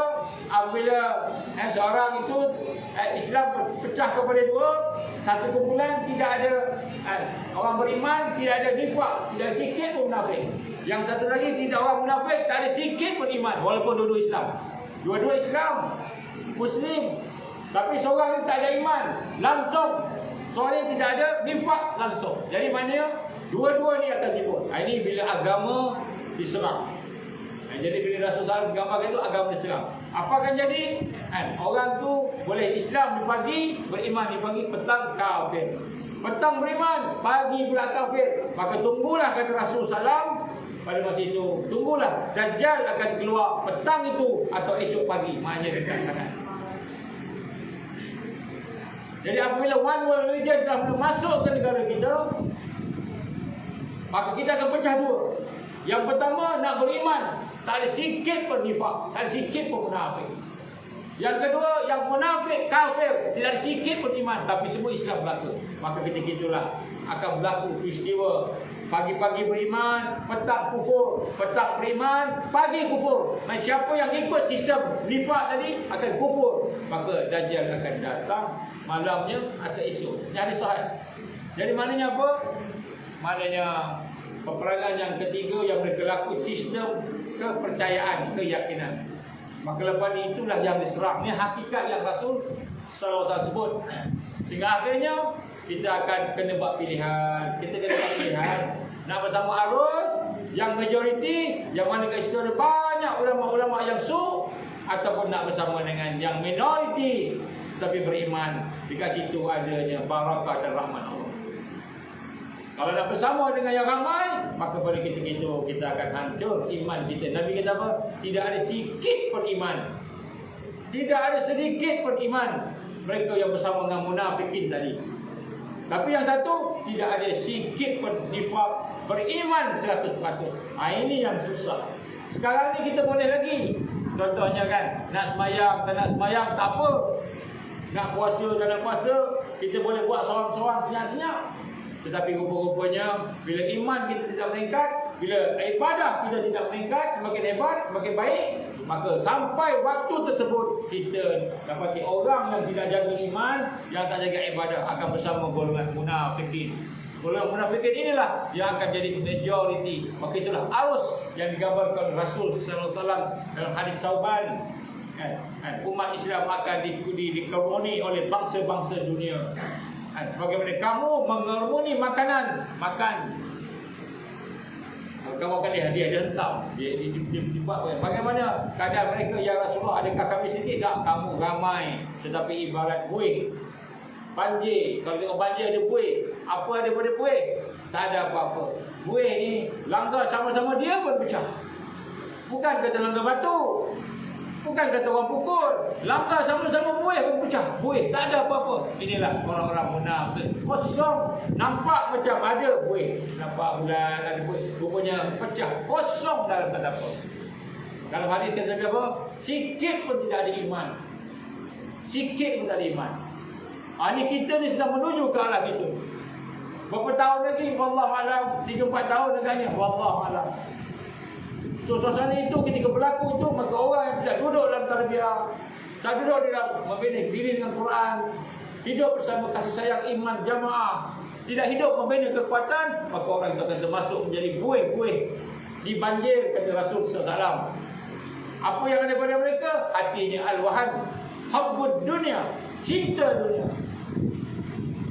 Maka karihatul maut, benci pada kematian, takut mati. Jadi saya tanya dengan tuan-tuan, puan, kakak, ibu-ibu, bapak-bapak, saya nak tanya, dalam hati kita hari ini, saya tanya kita dapat muhasabah sebelum 3 tahun akan datang. Kita bezakan ni dengan 3 tahun akan datang, ni dengan 4 tahun akan datang. Apa dia? Kita ni takut mati tak? Kita takut tak mati? Kita bayangkan kalau lah kita dapat mimpi, katalah kita tidur dapat mimpi. Dalam mimpi tu Allah gambarkan kita akan mati pada sekian-sekian hari. Bukan sekali, 3 hari berturut-turut mati. Bukan tanda-tanda pun ada. Tanda mati nak ada. Apa tanda mati?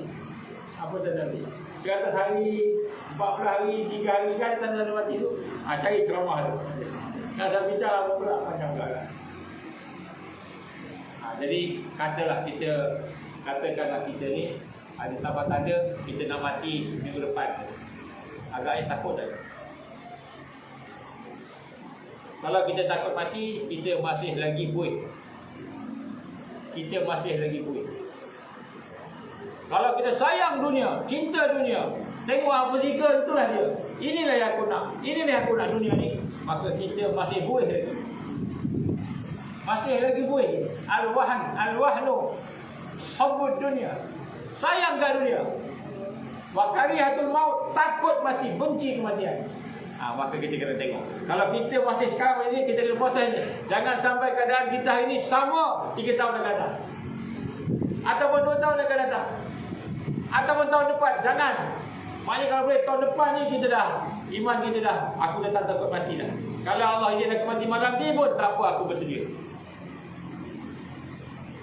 Kalau Allah katakan ajal aku esok pun aku bersedia, insya-Allah aku bersedia. Kenapa?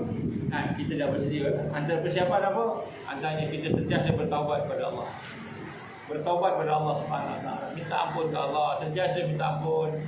Sentiasa cuba mengutamakan Islam dalam hidup kita, kepentingan Islam.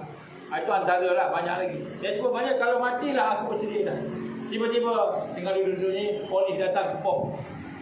Bukan polis kita, polis raya datang kepong.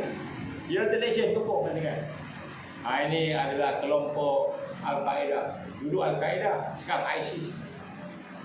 Apa perasaan kita? Takut. Jangan takut. Ingat tak peristiwa Memali? Ingat peristiwa Memali? Agak-agaknya peristiwa Memali, Ustaz Ibrahim Libya dan sahabat-sahabat juga tahu tak polis kat kepong ni? Mula-mula tak tahu lah kan. Bila dah berkepong, agaknya apa perasaan dia? Apa perasaan dia? Kalau yang kepung untuk orang Islam, kita tak lawan. Kalau kepung untuk orang Yahudi, Zionis, beli yang musuh, kita lawan. Nak sebut je. Ada yang duduk bersama Ustaz Ibrahim Libya, duduk bersama Tok Fikir. Ustaz nak buat apa ya Ustaz? Ustaz tak arah serang. Ustaz tak arah serang. Bertahan. Dia serang kita, baru kita boleh bertahan. Kita bukannya orang nak serang tak. Kita bukan buat jahat. Ustaz tak arah pergi serang. Yang keluar apa? Yang duduk berdepan dengan FRU. Itu yang berdepan. Tak ingat? Tengok video. Siapa yang duduk depan? Yang depan Mak Padasan. Siapa dia? Orang tua-tua, perempuan-perempuan, kanak-kanak. Duduk situ perang-perang. Kami boleh buat apa? Tak ada buat apa. Perempuan-perempuan. Pergilah, kami bukannya jahat. Dia bukan jahat. Jangan buat la ilaha illallah, la ilaha illallah. Yang dalam cuma bertahan, kita bertahan. Kalau dia masuk serang kita, dia orang Islam, kita jangan bunuh dia. Kita bukan pengganas. Ini iman. Rasul SAW kata, habis seorang Islam sampai Islam bergaduh, maka seorang mati terbunuh, seorang lagi hidup. Maka kata Nabi SAW, dua-dua masuk neraka Allah. Kenapa dua-dua masuk neraka? Ya Rasulullah, yang hidup dibunuh, dia masuk neraka mungkin. Yang mati pun masuk neraka juga. Kenapa? Kerana yang mati pun berniat nak membunuh orang Islam juga. Nak membunuh. Orang Islam, dia niat itu menyebabkan dia masuk neraka, dulu masuk neraka kata Rasulullah SAW. Jadi maknanya apa? Bayangkan, orang yang beriman tak ada sikit pun pada dia perasaan takut. Kenapa dia yakin? Kalau aku mati pun, aku mati di atas jalan Allah. Sebab kita ni semua akan mati. Dan kullu nafsin dha'iqatul maut. Semua mati. Maka mati yang terbaiklah husnul khawatir. Allahumma inna nas'aluka husnul khatimah ya Allah. Kita minta kepada Allah husnul. Jadi maknanya apa? 3 tahun akan datang, 4 tahun akan datang, 5 tahun akan datang, wallahu alam kita tahu. Sampai waktu Dajjal datang keluar, maka kita kena buat pilihan. Masa tu nak pilih Allah, iman, susah, dikejar, dizalimi, diboikot, ditangkap, mungkin dibunuh oleh tentera-tentera Dajjal, ataupun milih bersama arus. Masa tu kita kena buat pilihan. Kalau hati kita masih hubbud dunia, cinta dunia, kita akan bersama orang munafik. Walaupun Islam, alasan kita Islam, tapi sebenarnya kata Nabi tidak ada sedikit pun iman. Maka ketika itu orang yang Islam tertipu dengan al-Masih Dajjal. Orang yang beriman, alhamdulillah, tapi sedikit tak ramai. Dan sedikit inilah yang Allah bagi pertolongan, menang mengalahkan tentera Dajjal, mengalahkan al-Masih Dajjal, mati dibunuh oleh Isa ibn Maryam alaihissalatu wassalam. Jadi tuan-tuan, markas, ukhuwah, kasih sayang, tarbiyah, Quran, pembinaan diri kita bukan perkara yang kita nak nampak ringan. Jangan nampak ringan. Kita kena lihat dengan serius. Tarbiyah serius. Nak bina diri kita serius. Nak dekat dengan Quran serius. Nak bangun malam serius. Siapa yang tak boleh bangun malam lagi, jangan cerita pasal nak jadi pahlawan dan hulu balang. Dengan cerita nak jadi macam Mak Kilau. Bangun malam tahajud, bangun malam taubat kepada Allah. Tak boleh lagi. Jangan cerita pasal kepahlawanan. Silat hebat, bangun malam tak boleh. Siapa yang tak boleh dekat Al-Quran, jangan cerita pasal kebangkitan. Kita tengok semua. Serius. Bila kita duduk dalam tarbiyah dengan serius, bersama dengan ukhuwah kasih sayang tadi, insya-Allah Allah akan bagi kekuatan dan kemenangan. Barakahnya akan bersama kita insya-Allah. Inilah antara perkara yang saya sebutkan pada hari ini. InsyaAllah mudah-mudahan. Sama saya tak prepare sangat. Saya tak tahu nak cakap apa. Tapi bila tengok kat Kelantan, tajuk je lain sikit. Lain sikit. Banyak benda nak cakap terlalu banyak sampai tak tahu cakap. Tapi bila tengok tadi, bila Abang Amir kita tunjukkan ada di kalangan pendakwah-pendakwah kita yang sudah mula bersama dengan One World Religion. Nanti boleh tengok, boleh sebarkan itu, tahu dan terprotasi One World Religion. Kita tahu orang ni fikrahnya Islam, pemahamannya Islam, cita-citanya nak mati syahid, cita-cita nak tegakkan Islam, cita nak tegakkan khilafah Islam, semua bagus. Tetapi bersama dengan Dajjal harus dia akan tertipu. Ini kita kena hati-hatilah insya-Allah. Akhiri qali hadza astaghfirullahaladzim. Ada soalan ada apa? Kita buka ada soalan. Ada nak tambah boleh. Ni Pak Wan ataupun Ibu berada sini, alhamdulillah. Orang-orang kuat ni. Zul ada. Ada apa soalan nak tanya? Ada apa nak tambah boleh? Saya buka boleh buka. Ada apa pun nak tanya soalan?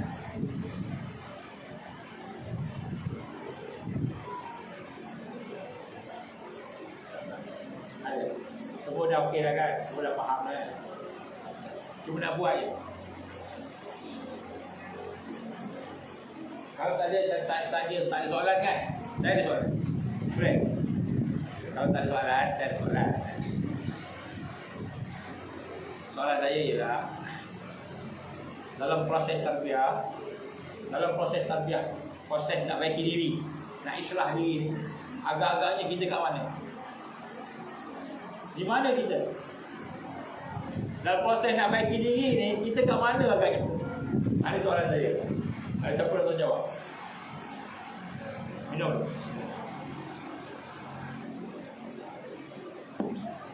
Dalam proses nak baiki diri ni dari sudut ilmu. Dari sudut ilmu kan, kefahaman lah. Ada 3 perkara, 3 peringkat. Yang pertama, orang datang dengan ceramah, dia dengar ceramah kan. Kemudian selepas tu dia fikir, Yang dengar ceramah tidur tak kira. Dengar ceramah tidur tak kira. Semua tak ada tidur. Ada juga orang. Baby tak apa. Baby dia ni. Baby tidur seorang. Ayah semua bangun. Kita tengok kita kat mana? Dalam tarbiyah ta'alim. Tarbiyah untuk mendapatkan fikrah. Kefahaman. Nombor satu, kita datang ceramah, datang usrah, datang program. Kita datang dengan fikiran yang kritikal, yang hidup. Orang yang pertama sekali dia akan banyak soalan. Banyak soalan. Ustaz, saya tak faham macam mana. Ustaz, macam ini. Banyak soalan. Ini pengalaman kita dengan kita kata orang yang dulu dalam tarbiyah, pelajar-pelajar universiti dan sebagainya lah. Nombor satu, banyak soalan. Mungkin setahun pertama soalan sahaja. Contohnya ada seorang ustazah. Dia jadi ustazah sekarang ni. Saya tak nak cakap siapa. Dia best student faham. Sekolah agama, sekolah sains, agama dan sains ni, dia best student faham. Dia masuk UIA, duduk depan sekali. Saya ceramah, duduk depan ni. Depan sekali.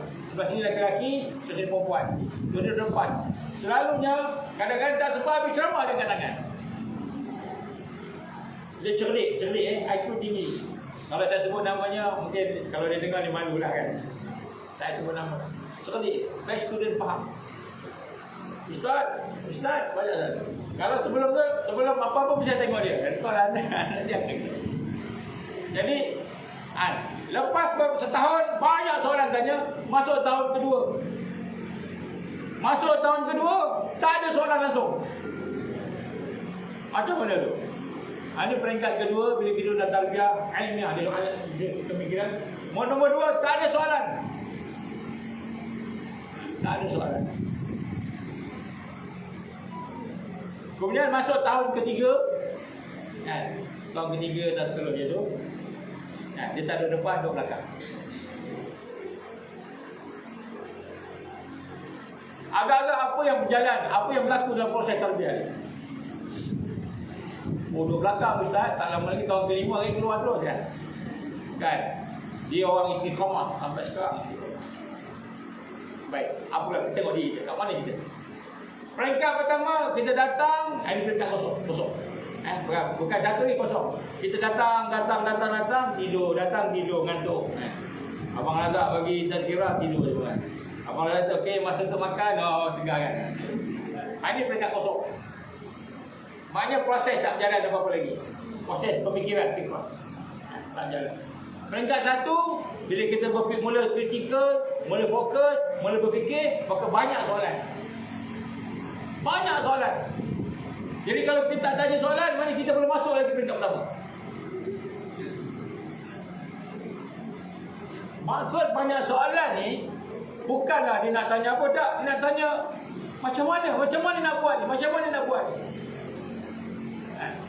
Dia tak faham contoh istilah tarbiyah. Ustaz, tarbiyah tu apa Ustaz? Yang saya faham tarbiyah begini-begini, tapi Ustaz cakap lain. Kita bercerita.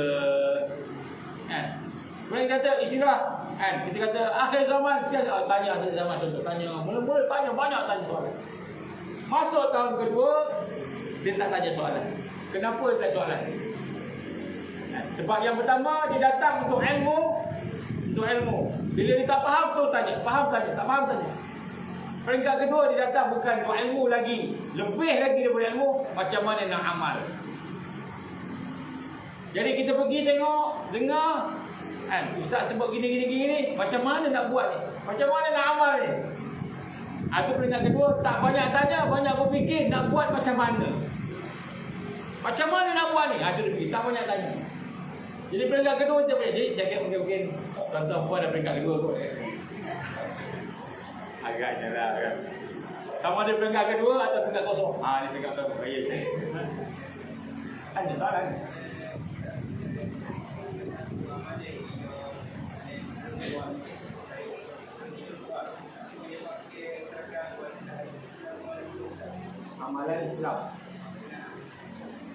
Amalan Islam tapi dimakan pegang tahajud.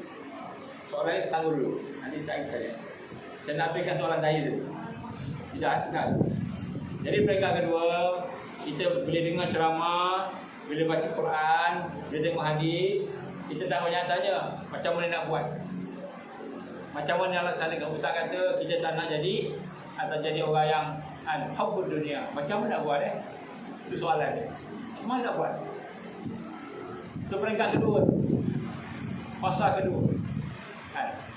Kita nak jadi orang yang bersedia untuk mati. Contohnya kita kalau besok mati pun kita bersedia. Macam mana nak buat ni? Betul Ustaz kata kena bertaubat. Mulakan taubat. Macam mana nak bertaubat? Macam mana nak tahu kita dosa? Soalan tu keluar. So kita pun berfikir tengok, macam ni. Jadi kita lakukan. Jadi fasa kedua, kita mendengar bukan lagi sekadar teori, macam mana buat. Itu fasa kedua. Fasa ketiga, duduk belakang. Duduk belakang. Adakah dia duduk belakang tu sebab dia dah tak minat? Bukan. Sebab dia duduk belakang, dia bawa kawan-kawan lain yang baru, yang dia dakwah, bawa, ajak duduk depan, duduk belakang, dengar. Dan dia duduk belakang, dia nampak lebih luas lagi. Sebab dia nampak orang baru yang dibawa tadi. Madu dia. Apa madu ni? Bukan madu. Orang yang kita dakwah. Dia bawa adik-adik dia, junior-junior dia bawa. Adik duduk sini, duduk tempat dia, semua duduk dia. Dia duduk belakang sikit. Kenapa duduk belakang? Sebab dia boleh perhati macam mana respon, reaksi adik-adik tadi. Maknanya peringkat ketiga ni, dia bukan nak buat sahaja, tapi dia boleh panggil orang lain ajak sekali.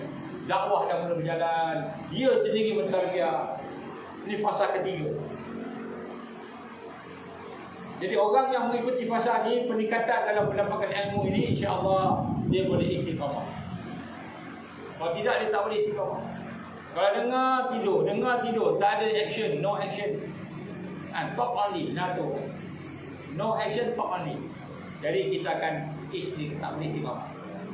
Peringkat ketiga, kita mesti fikir macam mana nak sampaikan kepada anak kita, saudara kita, suami kita, isteri kita, jiran kita, keluarga kita yang ada. Macam mana nak sampaikan supaya mereka mendapat hidayah Allah. Supaya mereka bersama-sama dengan Taifah selamat daripada kesesatan Dajjal. Itu peringkat ketiga. Yang mula nak fikir. Ada lagi peringkat keempat dan kelima tu kemudian. Nak jawab soalan tadi.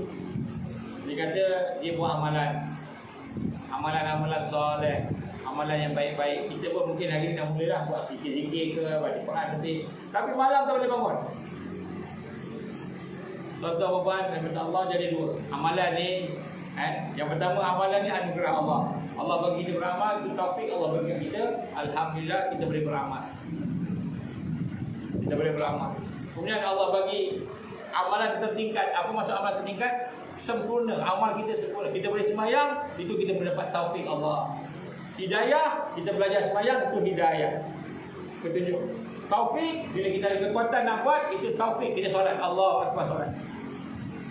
Maka macam mana nak meningkat inayah? Allah bagi inayah. Inayahnya apa? Allah bagi kita khusyuk dalam sembahyang. Dan sembahyang ni tak ada khusyuk. Sembahyang tak ada kekuatan. Bila ada khusyuk di dalamnya, ada amalan hati di dalamnya, maka dia jadi inayah, taufik. Hidayah, taufik dan inayah. Okey. Jadi bila kita buat amalan, kadang-kadang kita buat amalan bagus dalam satu aspek. Aspek pakaian kita jaga, tapi aspek mata kita tak jaga. Aspek mata kita jaga, aspek lidah kita tak jaga. Jadi ada tempat yang kita alhamdulillah terkawal sunnah, ada tempat yang masih maksiat. Maka kenapa kita tak boleh meningkat? Kenapa tak boleh bangun malam? Kerana maksiat-maksiat yang ada di tempat lain. Jadi maksiat-maksiat di tempat lain ni kita kena sensitif tengok. Ini sebab tak boleh bangun malam.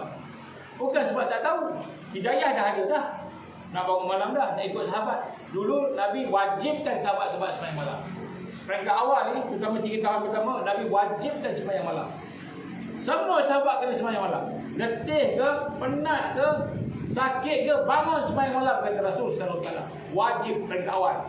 Qiyamul lail wajib peringkat awal.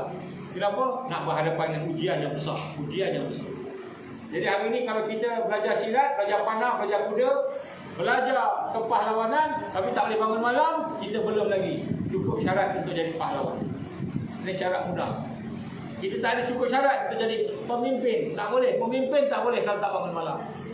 Tak boleh jadi ulama, tak boleh. Kita alim, tapi tak boleh bangun malam. Tak cukup syarat untuk jadi seorang ulama. Jadi nak sebut kat sini, kenapa tak boleh bangun? Kita tengok, mungkin ada dosa-dosa kita je bahagian lain. Amalan zikir kita jaga, tapi amalan lain tak jaga. Makan tak jaga.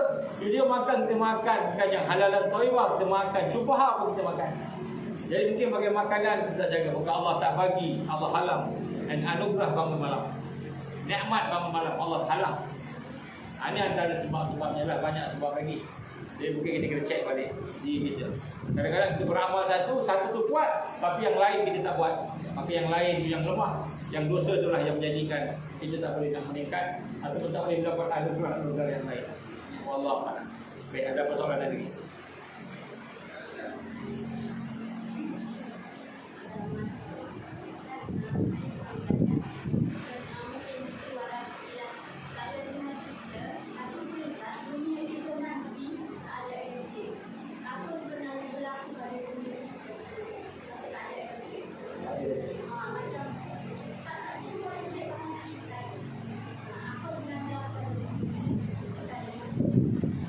Puan gaya daripada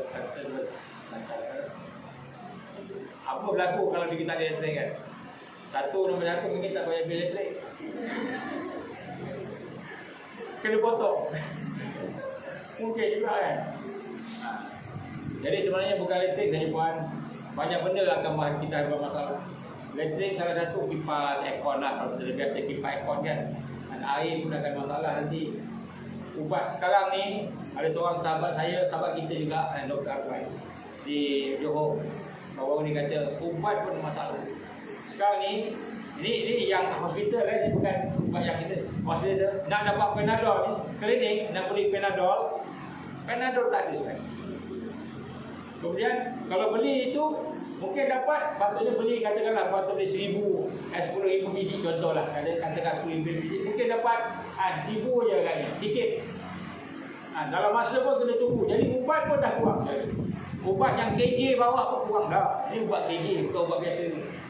Jadi kita akan hadapi masalah ekonomi, makanan, elektrik, masalah kita akan hadapi masalah semua. Sebab tu pelajaran kita yang kita boleh ambil kat sini, nombor satu, jangan bergantung dengan teknologi yang ada.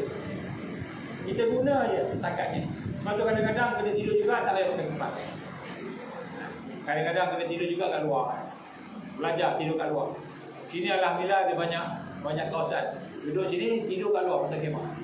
Kat sini semayang. Ataupun semayang kat luar. Cuma kat luar tu dengannya ada banyak pacat.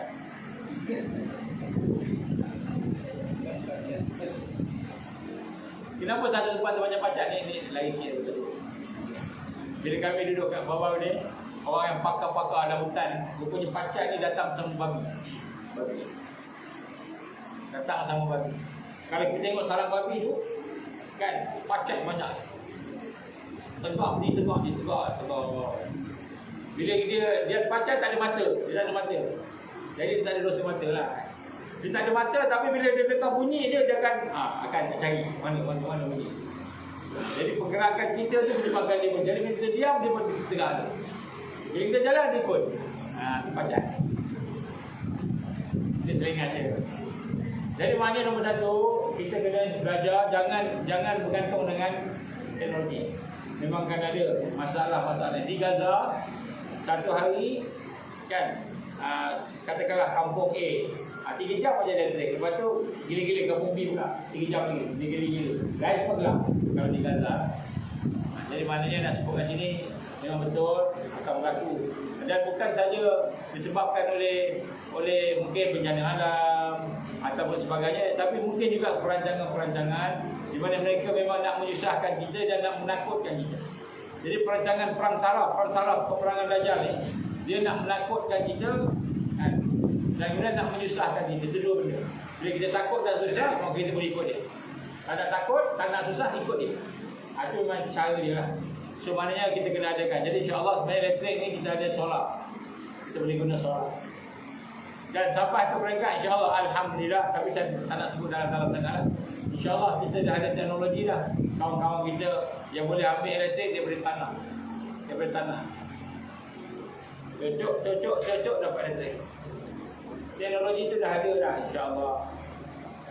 Tapi dah daripada saya kepada kawan-kawan. Jadi kalau orang nak rampas teknologi tu, Islam, teknologi kita ni Islam, Nusantara kita ni alhamdulillah advance daripada teknologi Dajjal, insyaAllah. Sebab tu kita boleh kalahkan dia, insyaAllah. Kita akan kalahkan tentera dia. Dan Dajjal akan dibunuh oleh Isa bin Maryam. Jadi sebab itu kita jangan takut kerana kita bersama Allah Subhanahu Wa Taala. So jangan bergantung teknologi. Air pun kalau boleh boring. Saya dengar Kelantan ni air kurang elok sikit kan. Fa iza azamta fatawakkal 'ala Allah. Kita cuba belajar cara nak filter air guna tanayan. Ada seorang kawan kita, mungkin siapa yang minat bahagian air ni, ada seorang kawan kita doktor di Universiti Malaysia Faham. Dia pakar bahagian filter menggunakan tanayan. Boleh belajar daripada dia, kemudian bawa ke sini, kita buat kat sini. Ini tak payah pakai filter yang mak pakai tanayan. Ada insya-Allah. So itulah lebih kurang Allah.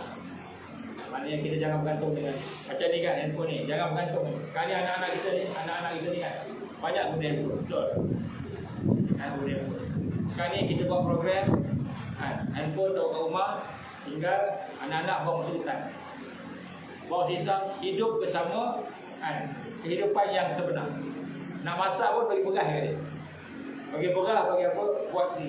Baru dia tahu jati diri hidup sebagai manusia. Hidup sebagai manusia, jati dirinya kita keluar daripada alam teknologi. Sebab teknologi ni besok dia akan kontrol kita.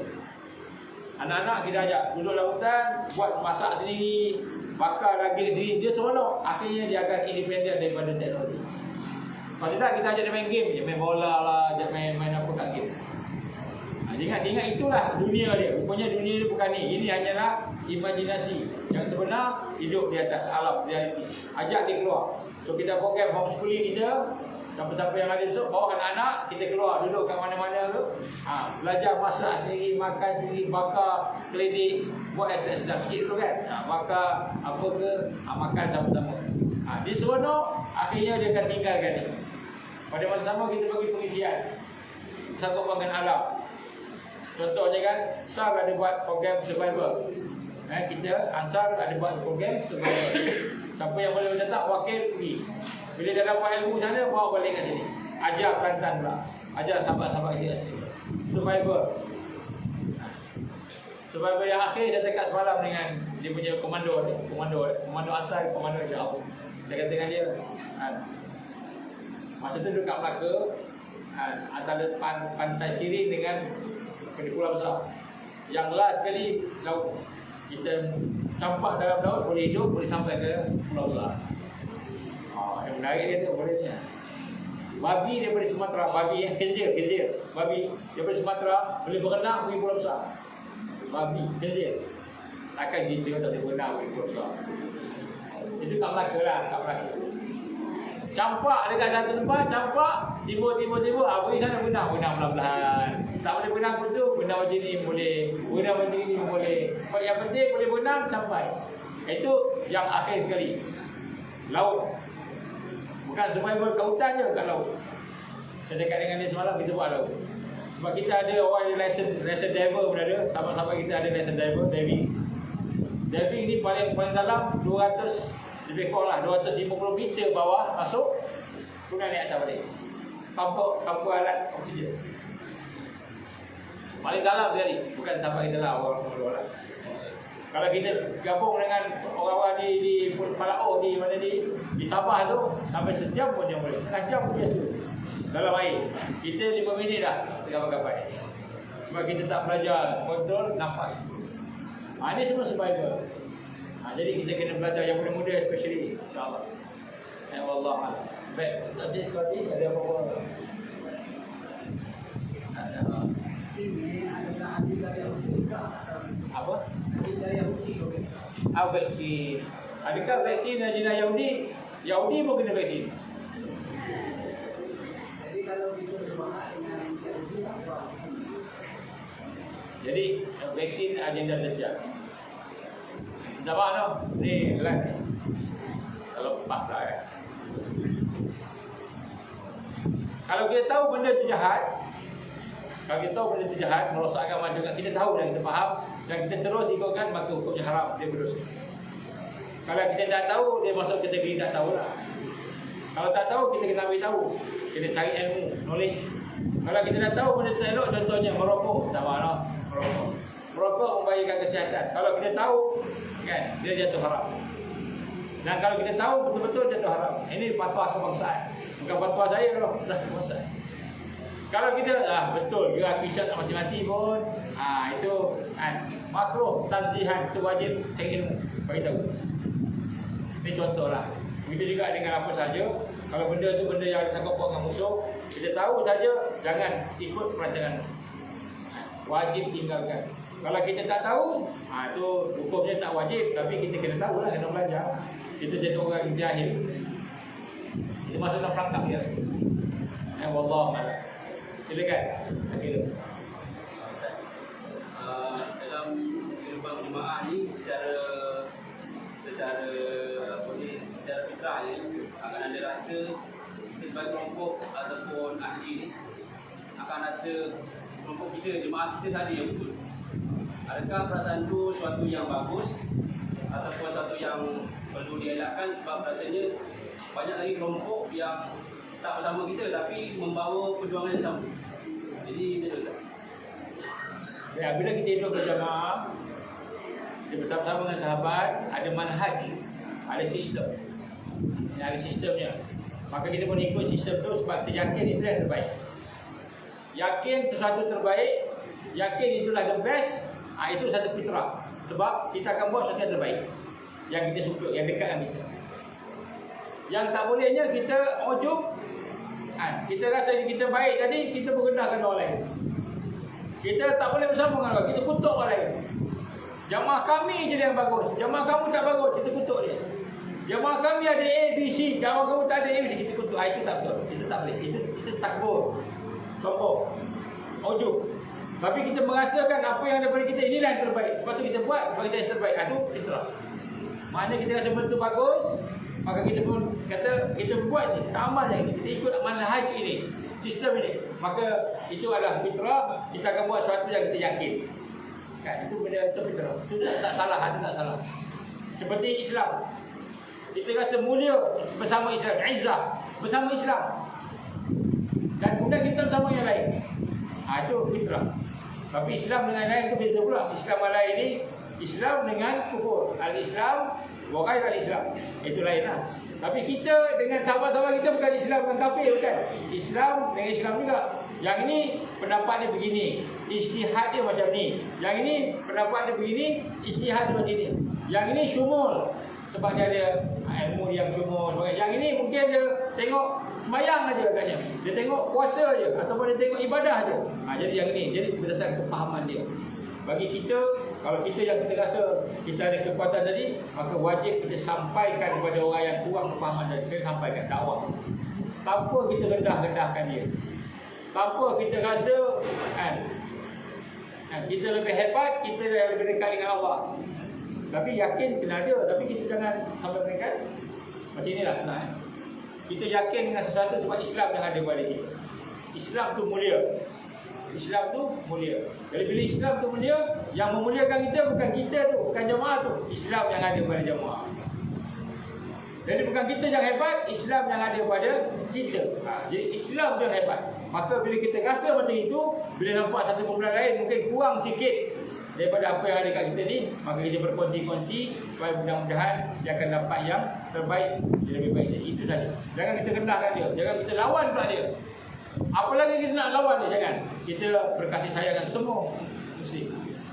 Sebab Allah SWT di akhirat nanti dia akan judge, dia akan nilai, dia akan hukum kita berdasarkan pengetahuan kita, berdasarkan kepada perasaan iman kita tadi. Bila kita beramal, kita tahu Islam yang sebenar, maka kita tingkatan kita tinggi bandingkan orang yang tahu Islam hanyalah semayang saja. Islam dikata semayang dan zikir saja. Sedangkan Islam adalah satu kebangkitan yang menyeluruh. Kita kena kuat dalam semua, kena persiapan dalam semua hal. Jadi kalau dia hanya tahu Islam tu bahagian ni saja, maka di tingkatan dia pakai tu je. Kalau kita tahu Islam lebih sikit, tinggi sikit. Islam yang syumul, atas sekali. Islam yang menyeluruh satu kehidupan atas. Tapi orang yang atas ni bukan kata bangga dengan sebab dia banyak dah. Dia tengok orang kurang, dia pun tolong, cuba sampaikan supaya orang ni pun naik tempat sama-sama. Yang memuliakan kita bukan jamaah. Yang memuliakan kita sejauh mana Islam yang diamalkan dalam jamaah. Yang memuliakan kita, yang mulia pada kita ni bukan kita, tapi sejauh mana Islam lahir dalam hidup kita, Itulah Islam tu yang muliakan kita. So kita tidak berbangga dengan diri kita, tapi kita izzah, rasa mulia dengan Islam yang kita amalkan. Maka kita rasa mulia tadi, kita pun ajak orang lain supaya sama-sama dapat Islam yang kita dapat tadi. Jadi kita bukan berbangga-bangga dengan diri kita, tapi kita berbangga dengan Islam yang Allah bagi pada kita. Jadi Islam itulah yang kita sampaikan kepada orang lain, supaya orang lain pun dapat sama. Jadi orang yang berjuang tadi, dia izzah, dia rasa mulia, rasa tinggi bersama Islam yang ada pada dia. Bukan dia tinggi, dia tak tinggi, dia hanya hamba Allah. Kita ni hanya hamba Allah. Hamba Allah apa? Hina. Kita ni miskin, dhaif, terbatas, hina kita. Semua perkara yang hamba ada kat kita, kita tak layak nak kata diri kita mulia. Yang mulia hanya Allah sahaja.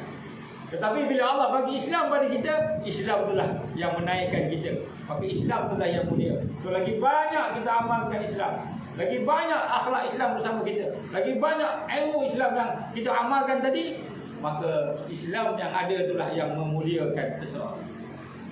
Bukan peribadi dia secara makhluk. Dia macam dengan jamaah lain, kita tak nak bergaduh, kita tak nak bersengketa, kita tak nak. Cumanya kita nak rasa kalau ada kelebihan kita ni, dia kurang, kita dakwah sampaikan aja. Akhir zaman tak ramai orang faham fikrah, akhir zaman tak ramai orang faham. Sebab akhir zaman adalah realiti, benda yang wakil. Jadi kadang-kadang orang tengok kitab saja, atau tengok hadis saja, dia tak tengok wakil. Kalau tengok wakil pun, wakil arus semasa, dia tak tengok wakil yang sebenar, dia tengok arus semasa. Jadi dia tak keluar daripada wakil, realiti arus saja. Ini yang bahayanya, insyaAllah. Wallah. Okey, kau dah, insyaAllah dah 12, 20. Ini Jumaat berapa? Satu. Okey, insyaAllah ada apa-apa soalan sikit tambahan. So, saya berharap kalau boleh tuan-tuan perempuan sekalian, kita hidupkanlah markas pusat ni, supaya mudah-mudahan Allah berkati hidup kita. Yang paling penting di akhir zaman ni bukan amalan kita. Semata-mata amal aja tak cukup. Yang lebih penting ialah amal yang barakah, amal yang meningkat, amal yang berkembang. Jadi amal berkembang yang sempurna bukan seorang-seorang. Kita ingat kita duduk suluk seorang-seorang kita sempurna dah. Amal yang sempurna bila kita boleh bersama dengan sahabat-sahabat kita, masyarakat, kita tolong-menolong, baru sempurna. Boleh beramal jama'i. Amal jama'i itulah akan membawa kepada kesempurnaan.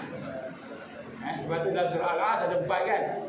Wal 'asr innal insana lafi khusr illa alladziina amanu wa 'amilus shalihat wa tawassaw bil haqq wa tawassaw bis sabr. Ada 4. Yang pertama, iman kita dengan Allah. Yang kedua, amal soleh kita dengan Allah. Ketiga, kita bersama-sama dengan sahabat-sahabat kita dengan kebenaran Allah, dakwah, tarbiyah, jihad. Yang keempat, kita istiqamah, sabar dengan amal berjamaah, sabar. Sebab itu dengan awat tawassaw bis sabr, kita bersama-sama. Allah tak kata yang keempat ni sabar, tak, bersama-sama, berpesan-pesan dengan kesabaran. Maksudnya hidup secara jamaah dan istiqamah dengan kebenaran Allah. Jadi kalau kita ada 4 ni baru sempurna. Hidup kita ni baru sempurna. Kalau tak sempurna, kita ingat kita duduk suluk seorang-seorang dalam bilik, baca Quran, kita mengaji, kita zikir sampai 100 juta kali satu malam, kita ingat dah sempurna dah. Tak sempurna sebab 3 lagi tak ada. Kurang-kurangnya 2 yang akhir tak ada. Kita bersama dengan sahabat-sahabat kita, hidup bersama dakwah kebenaran, hidup bersama istiqamah di atas dakwah tadi, bersama-sama. Yang ketiga keempat ni jamaah, ni amal jamaah. Jadi amal jamaah ini membawa kesempurnaan amalan kita. Kalau kita fikir seorang-seorang, kita takkan betul. Besok kita balik jumpa Allah, cacat. Tangan cacat lah, kaki cacat lah. Padahal tangan ni boleh bantu sahabat kita. Tak guna tangan untuk bantu sahabat. Allah cacatkan tangan. Kaki boleh bantu sahabat. Ada benda boleh bantu, tak nak bantu sahabat. Tak nak jadi ansar macam mana muhajirin zaman Rasul. Tak nak. Allah bagi cacat kaki kita. Mengandalkan Allah, cacat. Kenapa amal jama'i tidak berlaku? Ini kita kena rasa supaya kita dapat barakah dalam amalan kita. Aku lihat hadza. Astaghfirullahaladzim. Mudah-mudahan apa yang saya sampaikan ini dapat bermanfaat. Dan mohon doa daripada tuan-tuan perempuan sekalian, insya-Allah. bagi mereka yang ada ni, dan hidupkanlah majlis ni dengan markas ni lah, insya-Allah. Alhamdulillah kita dah ada sahabat-sahabat yang dah bagi sumbangan, kapet lah semua ni nampak. Alhamdulillah dah jadi rumah lah, dah jadi betul kan. Kita tak jadi store kan, tak jadi store je kan, insya-Allah. Alhamdulillah, bismillahirrahmanirrahim. Alhamdulillahirabbil alamin. Wassalatu wassalamu ala asyrafil anbiya'i wal mursalin wa ala alihi wa sahbihi ajma'in. Allahumma innaka ta'lamu anna hadhihi al-qulub qad ijtama'at 'ala muhabbatika wa taqat 'ala ta'atik wa tawahadat 'ala da'watik wa tawahadat 'ala nusrati syari'at wa Allahumma rabiqataha wa dimuddaha wa hadiha subulaha wa mla'aha bi nurika alladhi la yakhbu wa shrah nuraha bi faydil iman bik wa jamil tawakkul 'alaik wa ahliha bi ma'rifatik wa bi ta'ala fi sabili ya Allah innaka ni'mal maula wa ni'mal nasir. Allahumma ansur Islam wal muslimin wal mustad'afin wal mujahidin fi kulli makan fi kulli zaman. Allahumma ansurna ya Allah ala tarikh da'wah wa tarikh tarbiyah wa tarikh jihad fi sabilillah. La ilaha illa anta Allah al-ahad al-wahid الواحد الأحد الصمد الذي لم يلد ولم يولد. يا الله يا حي يا قيوم برحمتك نستغيث. يا الله يا حي يا قيوم برحمتك نستغيث. يا الله يا حي يا قيوم يا ذا الجلال والإكرام. يا الله يا حي يا قيوم لا إله إلا أنت الله الواحد الأحد الصمد الذي لم يلد ولم يولد ولم يكن له كفوا أحد. اللهم اجعلنا من المؤمنين حقا. اللهم اجعلنا من المتقين حقا. اللهم اجعلنا من المحسنين حقا. اللهم اجعلنا من المقربين. اللهم اجعلنا يا الله من الواسلين. اللهم اجعلنا من المحبين. اللهم اجعلنا من العارفين. اللهم اجعلنا من الصديقين والشهداء والصالحين. اللهم اجعلنا يا الله من المهديين. ربنا اتمم لنا نورنا واغفر لنا انك على كل شيء قدير. ربنا لا تزغ قلوبنا بعد إذ هديتنا وهب لنا من لدنك رحمة إنك أنت الوهاب. ربنا هب لنا من أزواجنا وذرياتنا قرة أعين واجعلنا للمتقين إماما. ربنا آتنا في الدنيا حسنة وفي الآخرة حسنة وقنا عذاب النار. ربنا تقبل دعاءنا إنك أنت السميع العليم وتب علينا يا الله إنك أنت التواب الرحيم. وصلى الله على سيدنا محمد وعلى آله وصحبه وبارك وسلم. سبحان ربك رب العزة عما يصفون والسلام على المرسلين والحمد لله رب العالمين. سبحانك اللهم وبحمدك لا إله إلا أنت أستغفرك وأتوب إليك. بسم الله الرحمن الرحيم. والعصر إن الإنسان لفي خسر إلا الذين آمنوا وعملوا الصالحات وتواصوا بالحق وتواصوا بالصبر. وبالله التوفيق والهداية. السلام عليكم ورحمة الله وبركاته.